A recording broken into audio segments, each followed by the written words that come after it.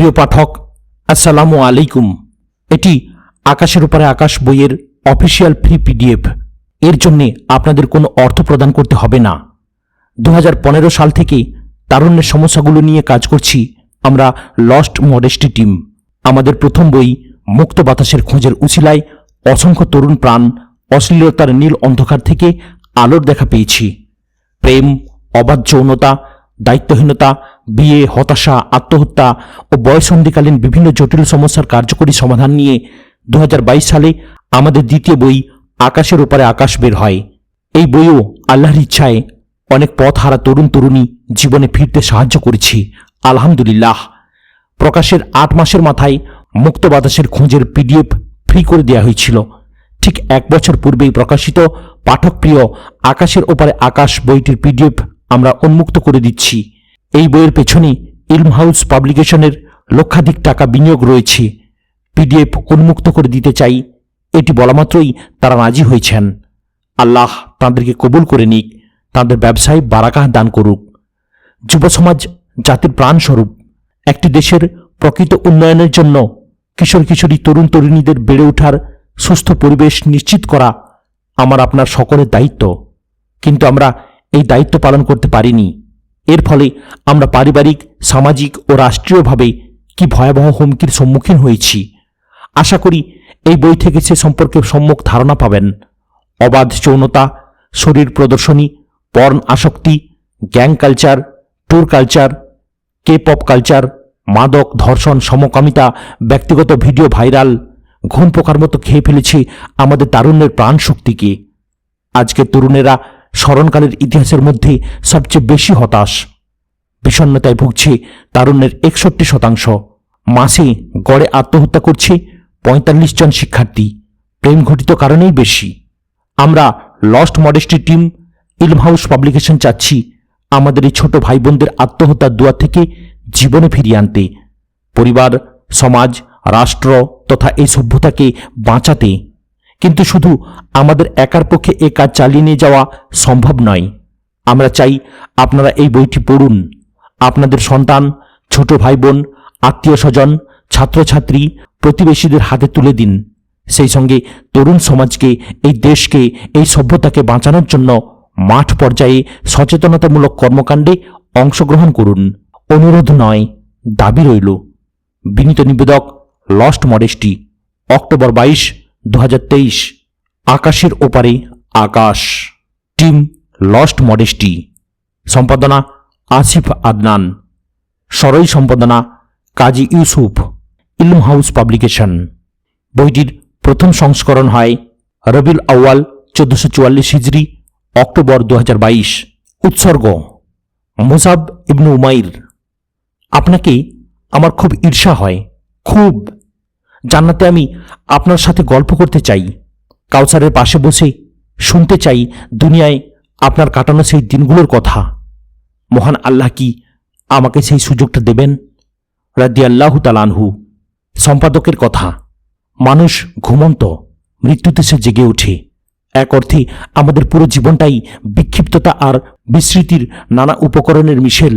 পৃথিবীর জীবন মানুষকে তার অস্তিত্বের উদ্দেশ্য আর চূড়ান্ত গন্তব্য ভুলিয়ে রাখে। এই জীবনের পরে যে আরেকটা জীবন আছে, যেখানে আমাদের সত্যিকারের আবাসস্থল, আর সেই চিরস্থায়ী জীবনের খোরাকি সংগ্রহ করাই যে পৃথিবীতে আমাদের কাজ। দুনিয়া আমাদের এ সত্যগুলো ভুলিয়ে রাখে।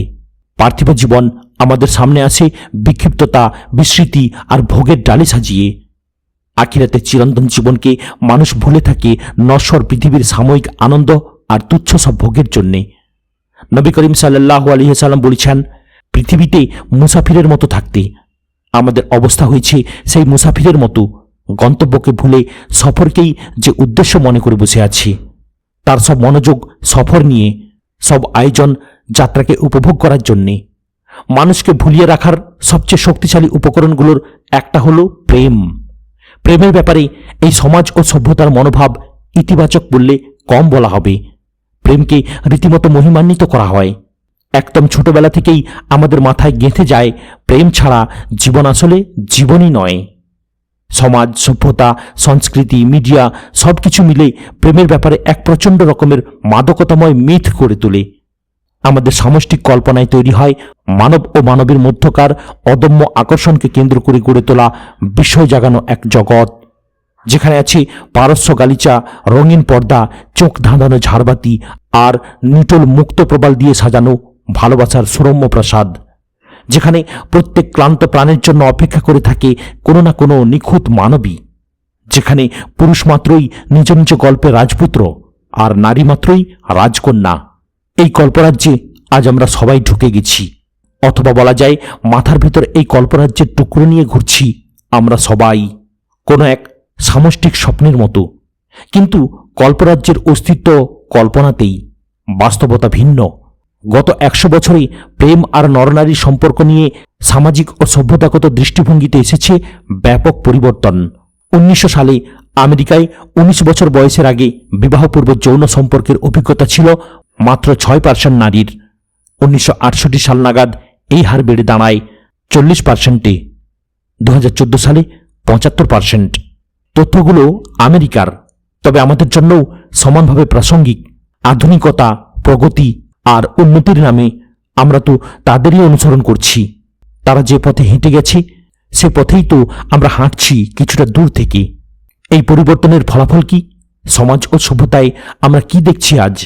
হতাশা, বিচ্ছেদ, বিকৃতি, অবক্ষয়, আত্মহত্যা, ধর্ষণ, পরকীয়া, পরিবারের ভাঙন, মা বাবা ছাড়া বেড়ে ওঠা ক্রুদ্ধ প্রজন্ম, কোটি কোটি গর্ভপাত, উন্নত বিশ্বে আশঙ্কাজনকভাবে কমতে থাকা জন্মহার, যৌন বিকৃতি, যৌন রোগ, নৈরাশ্যবাদ, আত্মকেন্দ্রিকতা, বিচ্ছিন্নতা, ভেঙে পড়া সমাজ।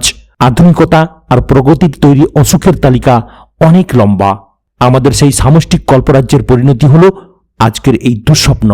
নারী ও পুরুষের মধ্যকার অদম্য আকর্ষণ অস্বীকার করা বা চাপা দেওয়া সম্ভব নয়, কিন্তু একে নিয়ন্ত্রণ করা প্রয়োজন।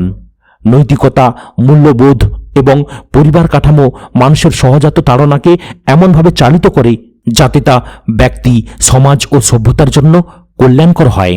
আত্মকেন্দ্রিক সুখের বদলে সামগ্রিক কল্যাণ অর্জিত হয়। কিন্তু আধুনিকতা এই কাঠামোকে ভেঙে দিয়েছে। ব্যক্তি স্বাধীনতা আর প্রগতির নামে যৌনতা এবং প্রেমকে বিচ্ছিন্ন করেছে পরিবার, বিয়ে, দায়িত্ববোধ ও নৈতিকতা থেকে। চূড়ান্ত মাপকাঠি বানিয়েছে ব্যক্তির সুখ, উপযোগ আর সম্মতিকে। এর অনিবার্য প্রভাব পড়েছে সমাজ, পরিবার এবং সভ্যতায়। তিলে তিলে নিঃশেষ হয়ে যাচ্ছে সভ্যতার জীবনী শক্তি। মাঝ সাগরে আলগা হয়ে গেছে অতিকায় জাহাজের গাঁথনি। কিন্তু বেখবর যাত্রীরা এখনও আত্মকেন্দ্রিক উল্লাসে মত্ত।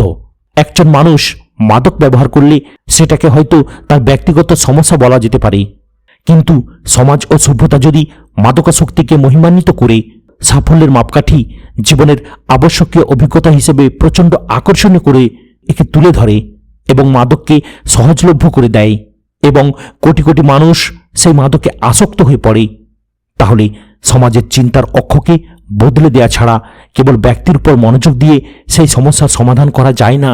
সবকিছু যেভাবে চলছে সেভাবেই যদি চলে, তাহলে পশ্চিমকে গ্রাস করা অন্ধকার, যার ছায়া এরই মধ্যে এ মাটিতেও দীর্ঘ হয়ে গেছে, একদিন আমাদেরও পুরোপুরিভাবে গ্রাস করে নেবে। এ পরিণতি থেকে বাঁচতে হলে প্রেম, ভালোবাসা, নর ও নারীর সম্পর্ক নিয়ে সমাজ ও সভ্যতার শেখানো চিন্তার ধরনটা বদলে ফেলতে হবে। বের হয়ে আসতে হবে কল্পরাজ্য থেকে। কোরআন ও সুন্নাহর শিক্ষাকে মাপকাঠি হিসেবে গ্রহণ করে নিজেদের চিন্তা, আচরণ, মূল্যবোধ ও আইনকে আল্লাহ তাআলার নির্দেশনার সমান্তরালে আনতে হবে। তা না হলে গভীর অন্ধকারের এই ঘুম থেকে কোনোদিন আর জেগে ওঠা হবে না আমাদের।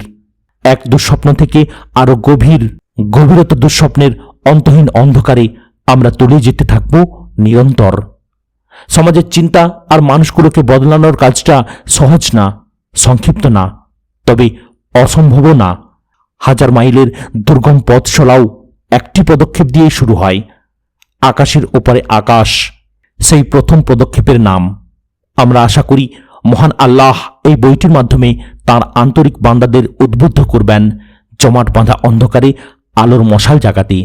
মহান আল্লাহ তাআলা আমাদের পক্ষ থেকে এই বইটি আমলে জারিয়া হিসেবে কবুল করে নিন, কাজটিকে এ জাতির জন্য উপকারী বানিয়ে নিন। আমরা দোয়া করি আর রহমানুর রহিম এই বইটিকে বিচারের দিন তাঁর দুর্বল গুনাহগার বান্দাদের জন্য নাজাতের উসিলা বানিয়ে দিন। আমাদের রব সাক্ষী, আমরা চেষ্টা করেছি পৌঁছে দিতে। নিশ্চয়ই সাফল্য কেবল আল্লাহর পক্ষ থেকে এবং সকল প্রশংসাও একমাত্র তাঁরই। সালাত ও সালাম বর্ষিত হোক আমাদের নবী মুহাম্মদ সাল্লাল্লাহু আলাইহি সাল্লাম ও তাঁর পরিবার ও সাহাবীগণের উপর।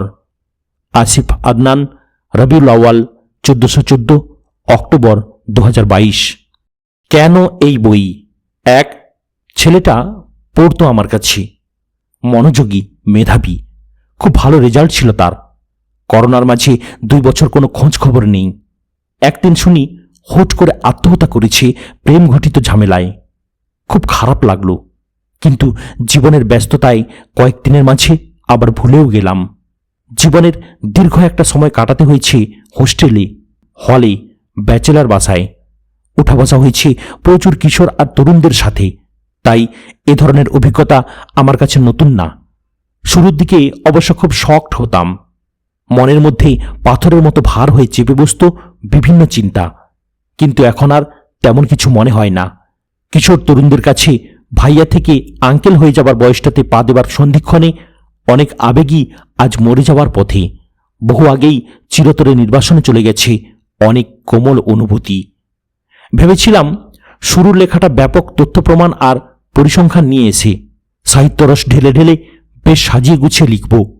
এই বইটা আমরা কেন লিখছি, কেন প্রেম নিয়ে ব্যাপক আকারে কাজ হওয়া দরকার তা প্রমাণের চেষ্টা করব।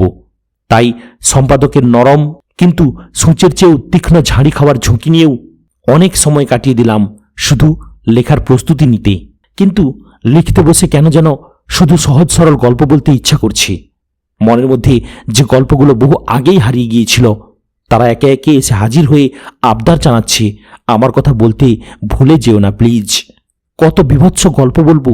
একদিন দুপুরবেলা লাঞ্চ ব্রেকে বাসায় এসে খেতে বসেছি। পাশের রুমের ছোট ভাই ত্রস্ত পায়ে আমাদের রুমে ঢুকলো। ভাই একটু আসুন বলেই আবার চলে গেল। কি যেন ছিল ওর চেহারায়। ভাতের প্লেট ফেলে কোনো মতে হাত ধুয়ে গেলাম ওদের রুমে। গিয়ে দেখি সে রুমের আরেক ছোট ভাই গার্লফ্রেন্ডকে ভিডিও কলে রেখে সার্জিক্যাল ব্লেড দিয়ে হাত কাটা শুরু করেছে। মুক্ত বাতাসের খোঁজে বইটি লেখা হয়েছে। বাসায় নতুন এক ছোট ভাই আসলো। আমার টেবিলে বইয়ের কয়েকটি কপি দেখে বলল একটি কপি সে নিতে পারে কিনা, তার এক বন্ধুকে দেবে। প্রেমে ছ্যাঁকা খেয়ে সেই বন্ধু প্রচণ্ড নারীবিদ্বেষী হয়ে গিয়েছে। গাঁজা মদের সাথে সখ্য করেছে। সাথে সাথে চলছে একটার পর একটা মেয়েকে ধরে খেয়ে ছেড়ে দেওয়া। একদিন সন্ধ্যায় বাসায় ফিরে দেখি গেটে তালা। পকেটে হাত দিয়ে দেখলাম চাবি নেই, ভুলে গেছি। ছোট ভাইকে ফোন দিলাম। ওরা সবাই মিলে ঘুরতে গেছে, আসতে 10-15 মিনিট লাগবে। প্রচণ্ড ক্লান্ত ছিলাম। গেটের সামনে সিঁড়িতে বসেই অপেক্ষা করার সিদ্ধান্ত নিলাম। সামনের ফ্ল্যাটেও আমাদের মতো ব্যাচেলার থাকে, হাই হ্যালো হয়। ওদের গেটেও তালা দেওয়া। একটু পর সিঁড়িতে ধূপধাপ সতর্ক আওয়াজ। দেখি আমাদের বয়সী সাজগোজ করা একটা মেয়ে উঠে আসছে। টপ ফ্লোরের সবগুলো ফ্ল্যাটে ব্যাচেলার থাকে, তাহলে এখানে মেয়ে কেন? 4-5 সেকেন্ড পরে দেখি সামনের ফ্ল্যাটেরই একটা ছেলে ঘামতে ঘামতে প্রায় উড়ে আসছে। আমাকে দেখেই সে ভূত দেখার মতো চমকে উঠল। তারপর যন্ত্রের দক্ষতায় তালা খুলে ওর গার্লফ্রেন্ডকে ফ্ল্যাটের ভেতর নিয়ে দরজা লাগিয়ে দিল। পরের দিন পরীক্ষা ছিল, কিছুই পড়া হয়নি। সকালে উঠে পড়তে হবে ভেবে শুয়ে পড়লাম। রাত প্রায় 2টার দিকে ফোন আসলো এক আত্মীয়ের কাছ থেকে। ওনাদের পরিচিত এক মেয়ের সাথে বয়ফ্রেন্ডের গ্যাঞ্জাম। বয়ফ্রেন্ড ফেসবুকের আইডির নিয়ন্ত্রণ নিয়ে ওই মেয়ের ব্যক্তিগত ছবি আপলোড করে দিয়েছে। কুৎসিত সব ক্যাপশন, সাথে ফোন নাম্বারও দিয়েছি। বিভিন্ন মানুষজন তাদের ফোন করে বাজে বাজে কথা বলছে। মেয়ের বাবা মার পাগল প্রায় দশা। কিছু করা যায় কিনা, এই জন্যই আমাকে ফোন দেওয়া। রাত 4টা পর্যন্ত এই সেই করে এক বড় ভাইয়ের সাহায্য নিয়ে আইডির নিয়ন্ত্রণ পাওয়া গেল। ছবি ডিলিট করে ঘুমালাম। পরীক্ষা আর দেয়া হলো না। একজন নিকটাত্মীয় মারা গিয়েছে করোনার সেকেন্ড ওয়েভ চলার সময়। কবর দিতে গিয়েছি। সেখানে দেখা হলো আমাদের এলাকার এক সিনিয়র ভাইয়ের সাথে। এলাকার ক্রিকেট টিমের মেন বোলারদের একজন ছিল সে ভাই আড়াল হতেই এলাকার আরেক বন্ধুর কাছে শুনলাম ওই সিনিয়র ভাই পাশের বাসার গৃহবধূকে নিয়ে ভেগে গিয়েছিল কিছুদিন আগে। ওই ভাইয়ের বাচ্চা কাচ্চা আছে, সেই গৃহবধূরও বাচ্চা কাচ্চা আছে। কত কিছু হয়ে যাচ্ছে আজকাল। এলাকায় যাওয়া হয় না তেমন, খবরও রাখা হয় না। তাই খবর পেলাম না আমাদের পাশের বাড়ির, আমাদের চেয়ে 2-3 বছরের বড় আন্টি বিষ খেয়ে আত্মহত্যার চেষ্টা করেছিল। প্রেমিক বিয়ের আশ্বাস দিয়েছিল, বিছানায় নিয়ে গিয়েছিল অনেকবার, এখন আর বিয়ে করতে রাজি নয়। আমি জানতে পারলাম না ক্রিকেট খেলা, ফুটবল খেলা, ভলি খেলা যাকে হাতে ধরে শিখিয়েছিলাম, আমি 2 টাকার একটা বরফ খেলেও যাকে খাওয়াতাম, সেই ছোট ভাই 2 সন্তানের জননের সাথে চুটিয়ে পরকীয়া করছে। আমি জানতে পারলাম না আমার ছোটবেলার বন্ধু হোটেলে মেয়ে নিয়ে ঘুরতে যাচ্ছে মাঝে মধ্যেই। রাস্তা দিয়ে হেঁটে যাচ্ছি এক সন্ধ্যায়, মাগরিবের আজান দিচ্ছে, কয়েকজন দাঁড়িয়ে দাঁড়িয়ে গল্প করছে। বড়জোর 7-8-এ পড়ে। একজন উচ্চস্বরে সবিস্তারে বলছে কিভাবে সে তাদেরই আরেক বন্ধুর বোনকে বিছানায় নিয়ে গিয়েছিল, বিছানায় কি কি করেছিল, মেয়েটা তাকে শ্রবণ অযোগ্য কি বলেছিল। এর আগে না পরে ঠিক খেয়াল নেই, তবে খুব কাছাকাছি সময়ের ঘটনা। বাসায় ফেরার পথে উঁচু একটা জায়গা পড়ে, রিক্সাওয়ালাদের টানতে কষ্ট হয়, মানুষজন নেমে যায়, আমিও নেমে গেলাম। দেখি কলেজ ড্রেস পরা 4 জন ছেলে মেয়ে হেঁটে যাচ্ছে, কাপল খুব সম্ভবত। মেয়ে দুটোর হাতে গোলাপ ফুল। এক জীবনে ভালোবেসে ভরবে না এই মন, বিখ্যাত এই গানের সুরে হঠাৎ একটা ছেলে গেয়ে উঠল, এক জীবনে ভালোবেসে ভরবে না এই মন। মেয়ে দুটো খিলখিল করে হেসে উঠল।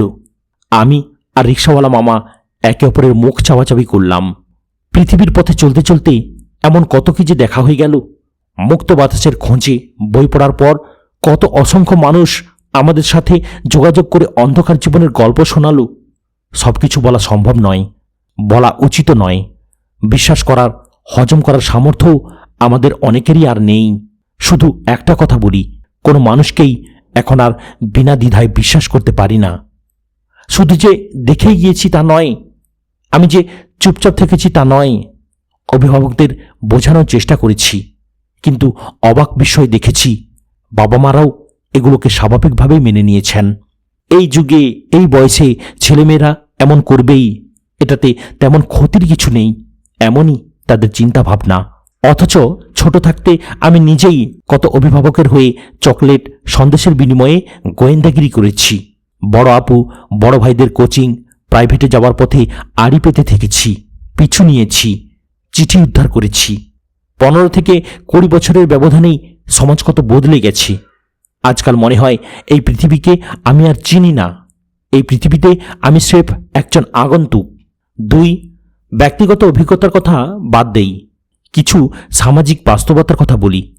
এক বিভাগীয় শহরে 16 থেকে 19 বছর বয়সী ছাত্রছাত্রীদের মধ্যে জরিপ চালান শিশু সুরক্ষা বিশেষজ্ঞ শাবনাজ জাহরিন।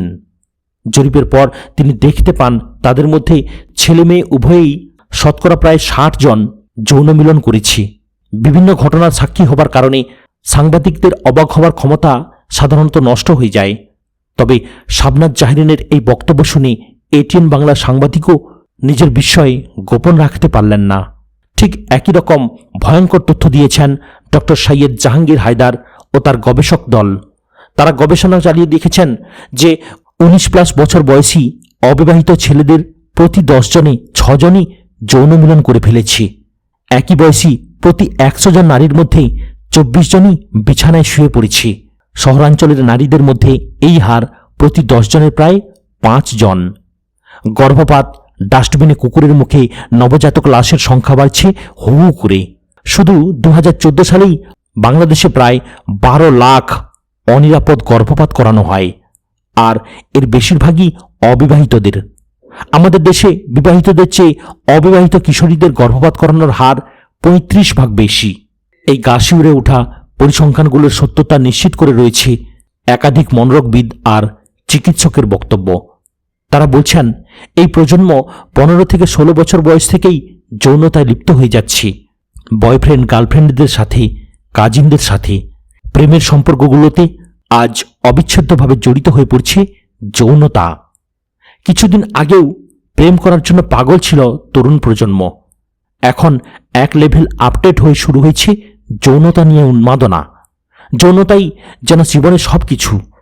1-2 দিনের প্রেম, অনলাইনে পরিচয়, তবু বিছানায় যেতে 2 বার ভাবছে না।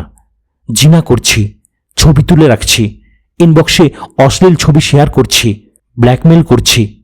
পোকামাকড়ের মতো ছুটে যাচ্ছে আগুনের দিকে, মরছেও দলে দলে। লিটনের ফ্ল্যাটের পর্ব শেষ করে এখন শুরু হয়েছে লঞ্চের কেবিন আর ছেলে মেয়েদের একসাথে গ্রুপ ট্যুর পর্ব। অভিভাবককে না জানিয়ে, এমনকি অভিভাবকের সম্মতিতে চলে যাচ্ছে দূর দূরান্তের ট্যুরে। গ্রুপ ট্যুর এখন আলাদা একটা কালচার, আলাদা একটা লাইফস্টাইলে পরিণত হয়ে উঠেছে যাতে ওঠার স্মার্ট হওয়ার সিঁড়ি। তাই তো আজ গ্রুপ স্টাডির কথা বলে বাসা থেকে বের হওয়া স্কুল ছাত্রী আনুষ্কা, যার বয়স কিনা 17 বছর, বিকৃত যৌনাচারের ফলে অতিরিক্ত রক্তক্ষরণে মারা যায় বন্ধু দিহানের বাসায়। বান্ধবীর বাসায় বেড়াতে যাওয়ার কথা বলে বাসা থেকে বের হওয়া আরেক স্কুল শিক্ষার্থীর লাশ পাওয়া যায় কুয়াকাটার সস্তা হোটেলের বদ্ধ রুমে। মোবাইল ফোনে মাত্র 3 দিনের প্রেমের সম্পর্কের সূত্রে প্রেমিক ও তার বন্ধুর হাতে ধর্ষিত হয়ে খুন হয় ফুলতলার মেয়ে মুসলিমা খাতুন। খুন হওয়ার পরেও রেহাই মেলেনি তার। মৃতদেহের উপরেই চলে আরও একবার ধর্ষণের তাণ্ডব। মামার বাড়িতে যাওয়ার কথা বলে 10 থেকে 11 জন বন্ধুর সাথে কক্সবাজারে হোটেলে মাদকের আসরে মারা যায় 21 বছরের স্বর্ণা। প্রতিনিয়ত শয়ে শয়ে হাজারে হাজারে ঘটছে এমন ঘটনা। আবাসিক হোটেলগুলোতে অভিযান চালালেই দলে দলে ধরা পড়ছে স্কুলের ছাত্রছাত্রী। 90% মুসলিমের দেশ হিসেবে বড়াই করা বাংলাদেশের তরুণ তরুণীর এই হলো অবস্থা। শিক্ষা প্রতিষ্ঠানের শেষ দিনগুলোতে একসময় বলা হতো বিদায় অনুষ্ঠান। শিক্ষকদের কাছে মাপ চেয়ে, দোয়া নিয়ে, কান্নাকাটি করে আমরা বিদায় নিতাম। এই তো কয়েক বছর আগেই। এখন এটাকে বলা হয় র্যাগ ডে। বিশ্ববিদ্যালয়গুলোর র্যাগ ডেতে এখন গাঁজার আসর বসিয়ে ভারতীয় বাইজি আর নর্তকীদের মতো পোশাক পরে আইটেম সঙ্গে ছেলে মেয়ে একসাথে নাচগান করে, জড়াজড়ি করে। স্কুল কলেজে ছেলেমেয়েরাও কম যায় না। অশ্লীল নাচানাচি, ছেলে মেয়ে একে অপরের গায়ে, বুকে, হিপে হাত দিয়ে রং মাখামাখি করা, একে অপরের টি শার্টে প্রচণ্ড মাত্রার অশ্লীল মন্তব্য লেখা, বাদ যায় না কোনো কিছুই। ছেলে মেয়ের মাঝে আজ আর কোনো ফারাক নেই, সবাই ফ্রেন্ড, জাস্ট ফ্রেন্ড। একটা ছেলে কোনো মেয়ের গায়ে অনায়াসে হাত দিতে পারে, জড়িয়ে ধরতে পারে, শরীর নিয়ে যোগ করতে পারে, কোনো ব্যাপারই না। এই চরম অপবিত্র যুগে সবার মন খুব পবিত্র হয়ে গেছে। শুরু হয়েছে হিপহপ কালচার। কর্পোরেট কারখানাতে তৈরি কে-পপ ট্রেন্ড নিয়ে উন্মাদনা। বিটিএসের প্রতি ক্রাশ থেকে শুরু করে প্রতিবন্ধীদের মতো আচরণ, নাচ গান। এদের পোশাকের অবস্থা দেখে জিন্স টি শার্টও এখন অনেক শালীন মনে হয়। পোশাক আশাক নিয়ে কিছু বলাও আবার সমস্যা। কালচারাল এলিটেরা মামলা দিয়ে বসবে। সব ব্যাপারে বাঙালি সংস্কৃতির কথা মনে থাকলেও কেন জানি পাশ্চাত্যের অশ্লীল পোশাকের ক্ষেত্রে বাঙালি সংস্কৃতির কথা সাংস্কৃতিক জমিদারদের মনে থাকে না। প্রজন্ম থেকে প্রজন্মে বাড়ছে মানসিকতার বিকৃতি, নষ্ট হয়ে যাচ্ছে ফিতরাত। অনলাইনে ফ্রেন্ড লিস্টে থাকা ভাই বোন, আত্মীয় স্বজন সবার সামনে চলছে অশ্লীল ট্রল। দেদারসে চলছে ছবি কিংবা ভিডিও শেয়ার। রাতের ইন্টারনেটের অর্ধেকই চলে যাচ্ছে পর্ন দেখা, টিকটক আর পাবজির পেছনে। ৭৭% স্কুলগামী শিক্ষার্থী আজ পর্নে আসক্ত। টিকটক, ইনস্টাগ্রাম, ইউটিউবে শর্ট রিলে চলছে চরম লেভেলের অশ্লীলতা, সহিংসতা আর শরীর প্রদর্শনী। পর্ন দেখা, জিনা ব্যভিচার নিয়েও চলছে মজা। ছেলেরা তো বটেই, মেয়েরাও। কেউ কোনো কিছুই মনে করছে না। ভয়ঙ্করভাবে বাড়ছে মাদকের ব্যবহার। আসক্তি বাড়ছে মেয়েদের মধ্যেও। বসছে পুল পার্টি নামের সেক্স পার্টি আর মাদকের আসর। ধর্ষণ, মারামারি আকারে বাড়ছে সমকামিতা। ছেলেদের মেয়ে সেজে থাকার প্রবণতা। পরকীয়া আর লিভ টুগেদারের পক্ষেও জোরালো বক্তব্য আসছে মাঝে মাঝেই। অবাধ যৌনতা আর অবক্ষয়ের পেছনে গুটি গুটি পায়ে এগিয়ে আসছে পতনের কারণ, পতনের অন্যান্য চিহ্ন। পাড়ায় পাড়ায় এখন কিশোর গ্যাং, মাদক, অস্ত্র, মারামারি আর খুনোখুনির প্রতিযোগিতা। তুচ্ছ কারণে একে ওকে মেরে চলে আসছে। প্রেমিকার সামনে ভাব নেওয়ার জন্য শিক্ষককে পর্যন্ত পিটিয়ে মেরে ফেলছে। বিষণ্ণতায় ভুগছে তারুণ্যের 61%। মাসে গড়ে আত্মহত্যা করছে 45 জন শিক্ষার্থী। আর প্রেমঘটিত কারণেই বেশি। এভাবেই কলুষতার অজগর আস্তে আস্তে গিলে নিচ্ছে কত ছেলে, কত মেয়েকে। বেনি দোলানো কত আদুরে বোন প্রতিনিয়ত ক্ষয়ে ক্ষয়ে যাচ্ছে একটু একটু করে। এক সময়ের ভীষণ ডানপিটে পাড়ার ছোট্ট ভাইটা আজ বুক ভরা বড় বড় ব্যথা নিয়ে এলোমেলো ফুটপাতে হেঁটে বেড়ায়, পেছনের বেঞ্চিতে বসে উদাস হয়ে তাকিয়ে থাকে জানালার বাইরে। কত বোবা হতাশা আর দীর্ঘশ্বাস কিবোর্ডের ব্যাকস্পেসে মুছে যায়। কত দলবদ্ধ কান্না ভিজিয়ে দেয় স্মার্টফোনের স্ক্রিন। কেউ কি রেখেছে সেসবের খবর? রাখার সময় কোথায়? রাখার সময় কি হয়েছে? 3, এই অবস্থার জন্য শুধু ওদের দায়ী করা যায় না, শুধু ওদের দায়ী করা অপরাধ।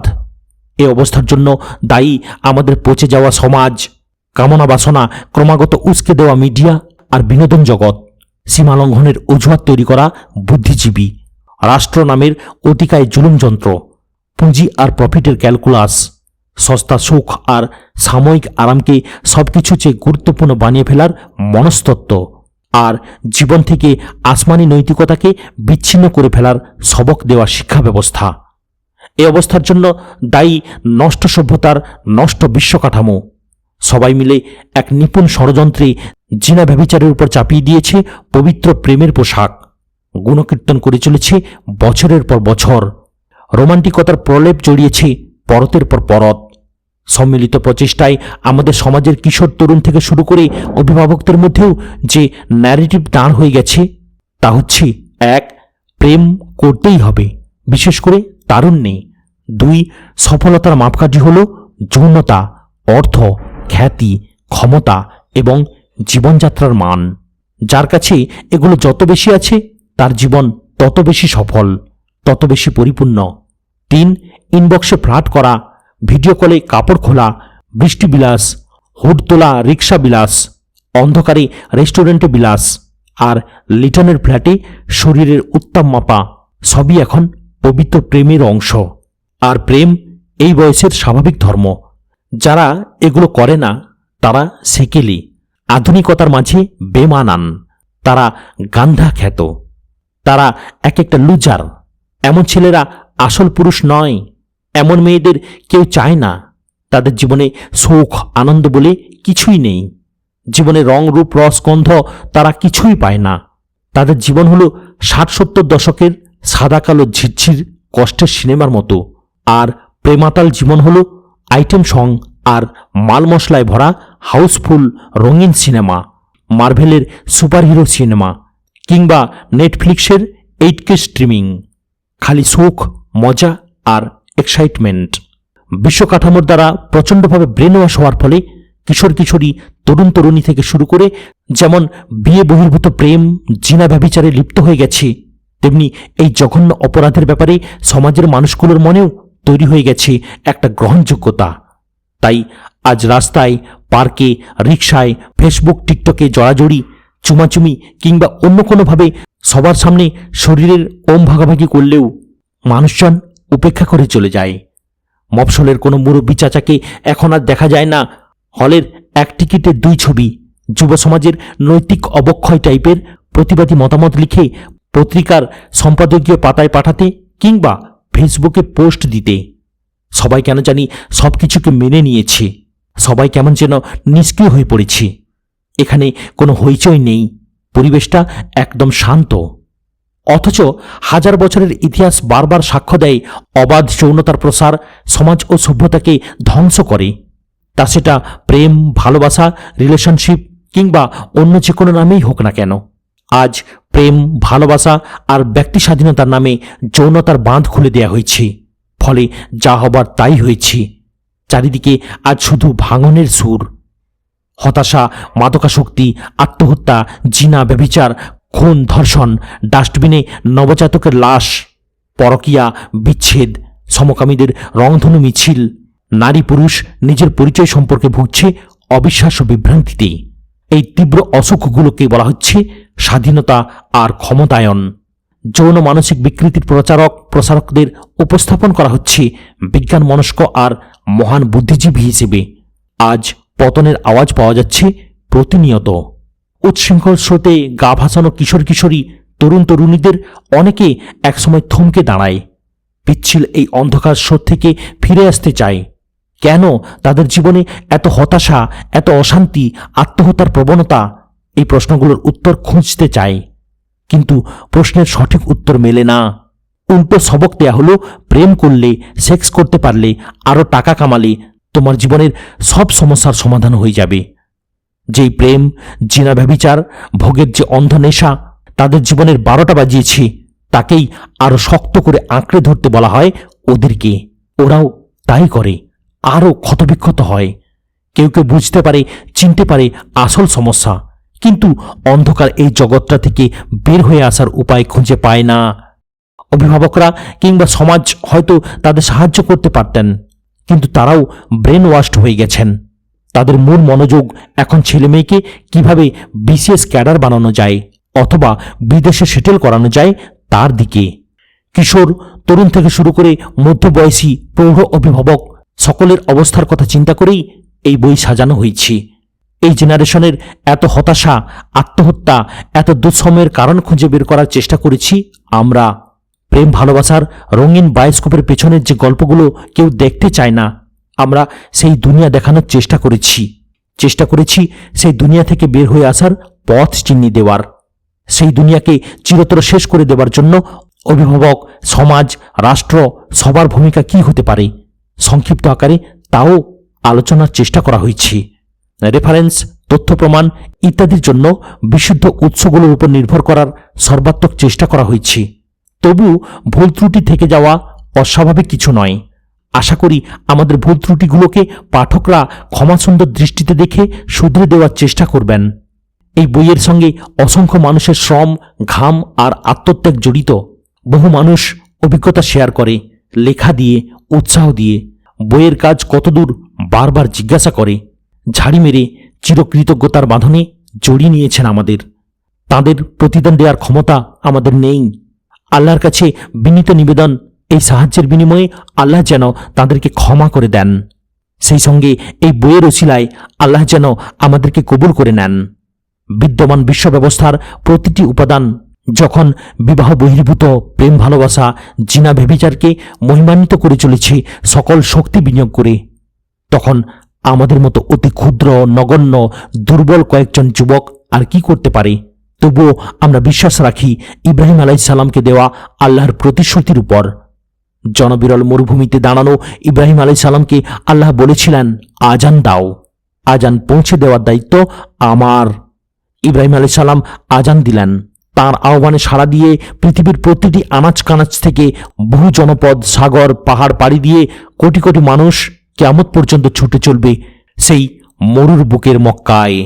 আমরাও সেই আল্লাহর উপর ভরসা করেই আজান দিলাম। Lost modesty, 11/9/2022।